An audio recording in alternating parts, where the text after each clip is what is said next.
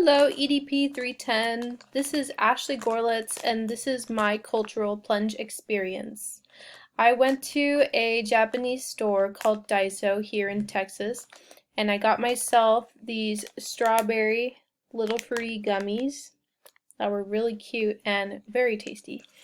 And I also got myself under eye pad, which is a little facial for puffiness under the eyes.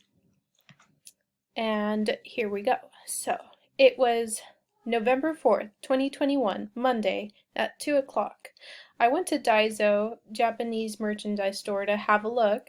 It seemed like a convenience store, only Japanese.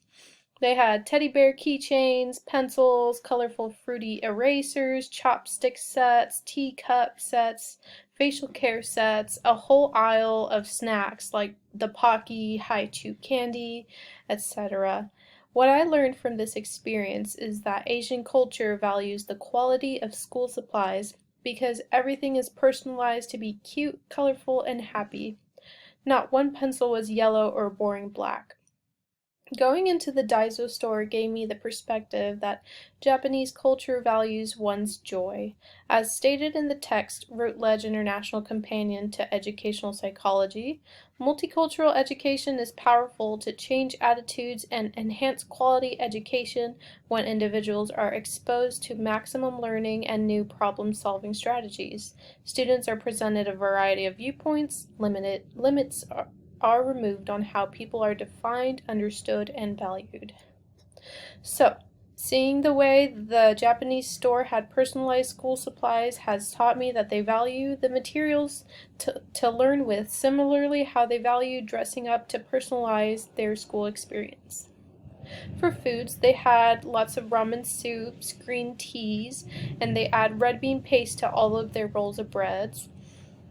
Being a multicultural teacher means, like it says in the text, the Routledge International Companion to Educational Psychology must involve knowledge, analysis, commitment, action, and risk-taking. And if I had missed out on this opportunity, then I would have missed out on the opportunity of what it feels like to be a Japanese kid and to enjoy cute toys and snacks. We need to all take risks and enjoy the differences of different cultures because, like it says in the text, the Routledge International Companion to Educational Psychology, change follows in the wake of something that preceded it, quite as swift as in the wind. It does not just happen, it is not time processed. So if we all take risks to learn about what makes people joyful, what interests them, then we are making an effort to break assumptions and create an understanding of where a student is coming from. I would be unaware of the motives and values of Japanese people had I not went to the store today. My experience confirmed my impression of Japanese culture, that they really value youth and cute culture.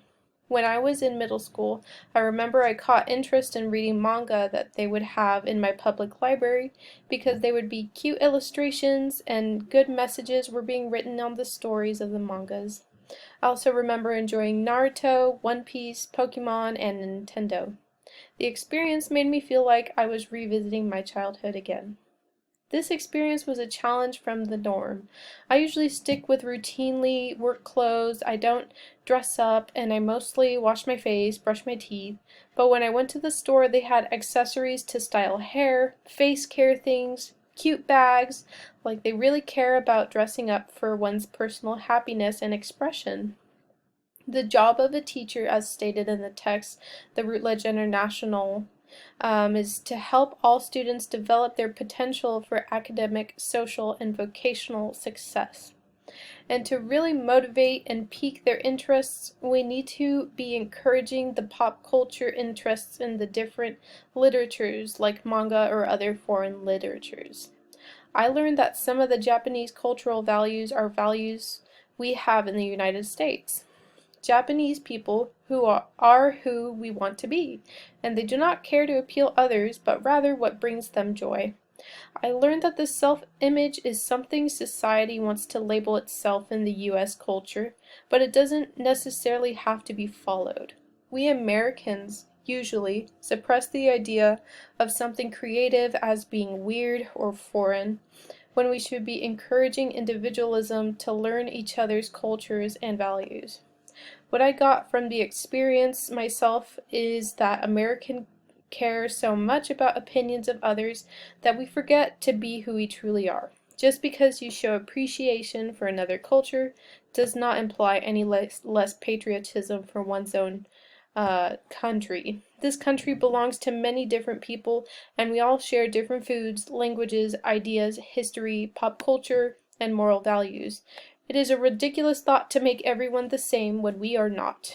Everyone is different, and our differences are what makes everyone special. We should be celebrating different ethnicities and giving every student an equal opportunity to quality education experience regardless of background, language, sex, identification, or disability. In conclusion, to be a better teacher to my students, I will respect others' opinions and values. I will encourage my students to fight for their values and traditions. I will research more about cultures that I need to learn more from and ask open-ended questions. I will take chances by getting to know the parents of their students and partake in events for other cultures to gain world experiences and break biases. The classroom will have no tolerance for disrespect of one's culture because we all live together in the same country and every single person deserves equality, a safe space, and encouragement for one's individuality. Thank you.